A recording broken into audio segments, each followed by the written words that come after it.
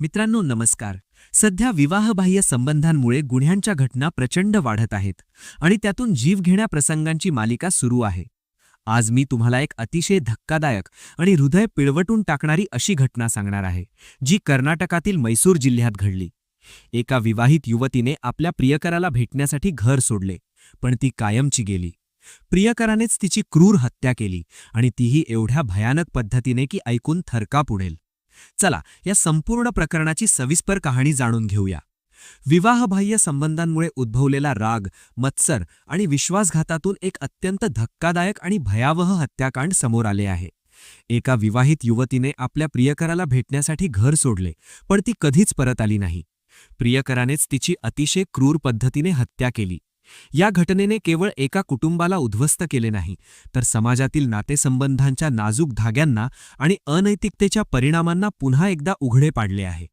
कर्नाटक पोलिसांनी मुख्य आरोपीला अटक केली असून चौकशी सुरू आहे. चला या हृदय पिळवटून टाकणाऱ्या घटनेची संपूर्ण कहाणी सविस्तर जाणून घेऊया. कर्नाटकातील मैसूर जिल्ह्यातील हुनसूर तालुक्यातील गेरासनहल्ली या छोट्याशा गावात राहणारी रक्षिता ही एक 20 वर्षांची तरुण विवाहित महिला होती. तिचे लग्न केरळमधील सुभाष नावाच्या युवकासोबत झाले होते. या दोघांना एक 2 वर्षांचा निष्पाप मुलगा होता. बाहेरून पाहता रक्षिताचा संसार सुखाचा आणि स्थिर वाटत होता, पण खरे तर तिच्या आयुष्यात एक गुप्त प्रकरण सुरू होते, जे लग्नापूर्वीपासूनच चालू होते. रक्षिताचे पेरियापट्टणा तालुक्यातील बेट्टाडापुरा गावात राहणाऱ्या सिद्धाराजू नावाच्या युवकासोबत खोलवर प्रेमसंबंध होते. सिद्धाराजू हा रक्षिताचा दूरचा नातेवाईक होता. दोघांना एकमेकांवर प्रचंड प्रेम होते आणि त्यांना लग्न करायचे होते, पण रक्षिताच्या कुटुंबियांना हे मान्य नव्हते. त्यांनी तिचे लग्न जबरदस्तीने केरळमधील सुभाषसोबत लावून दिले. लग्न झाले तरी रक्षिता आणि सिद्धाराजूचे संबंध थांबले नाहीत. लग्नानंतरही ते दोघे गुपचूप भेटत राहिले, फोनवर बोलत राहिले आणि एकमेकांबद्दलची तीव्र ओढ कायम होती. रक्षिताला सिद्धाराजूसोबतच आयुष्य जगायचे होते, पण परिस्थितीने तिला दुसऱ्या मार्गावर नेले. एक दिवस शुक्रवारी रक्षिता माहेरी आली. तिने आपल्या कुटुंबियांना सांगितले की केरळमध्ये तिच्या सासूची तब्येत अचानक खूप बिघडली आहे आणि तिला लगेच तिकडे जायचे आहे. कुटुंबियांनी विश्वास ठेवला आणि तिला जाऊ दिले, पण हे पूर्णपणे खोटे होते. रक्षिताने आपल्या 2 वर्षांच्या लहानग्या मुलाला घरीच ठेवले आणि प्रियकर सिद्धाराजूसोबत भेटण्यासाठी बाहेर पडली. दोघे हुनसूरहून केआर नगर तालुक्यातील कप्पाडी येथे एका मंदिरात दर्शनाला गेले. मंदिरात प्रार्थना केल्यावर ते सालिग्राम भेऱ्या गावातील SGR बार अँड रेस्टॉरंटमध्ये पोहोचले. तिथे त्यांनी रेस्टॉरंटच्या लॉजमध्ये रूम बुक केले आणि आत गेले. बाहेरून पाहता ही एक सामान्य भेट वाटत होती, पण आत काय घडणार होते याची कल्पनाही कोणाला नव्हती. लॉजच्या रूममध्ये गेल्यानंतर दोघांमध्ये काहीतरी वाद झाला असावा, किंवा सिद्धराजूने आधीपासूनच नियोजन केले होते. त्याने रक्षिताची हत्या करण्याचे ठरवले होते. रूममध्ये एकटे पडताच सिद्धराजूने अतिशय निर्दयीपणे रक्षिताच्या तोंडात जिलेटिनची कांडी ठेवली आणि स्फोट घडवून आणला. हा स्फोट इतका भीषण होता की रक्षिताचा चेहरा पूर्णपणे उद्ध्वस्त झाला. तिच्या तोंडात आणि चेहऱ्यावर प्रचंड जखमा झाल्या आणि घटनास्थळीच तिचा मृत्यू झाला. ही हत्येची पद्धत ऐकूनच थरकाप उडतो. जिलेटिन स्टिक्स म्हणजे स्फोटके, जी बॉम्ब बनवण्यासाठी वापरली जातात, असे भयानक साहित्य वापरून प्रियकराने प्रेयसीची हत्या केली. हत्या केल्यानंतर सिद्धराजू घाबरला नाही, उलट त्याने गुन्हा लपवण्यासाठी बनाव रचला. त्याने लॉजच्या कर्मचाऱ्यांना सांगितले की रक्षिताचा मृत्यू मोबाईल फोनच्या बॅटरी स्फोटामुळे झाला आहे.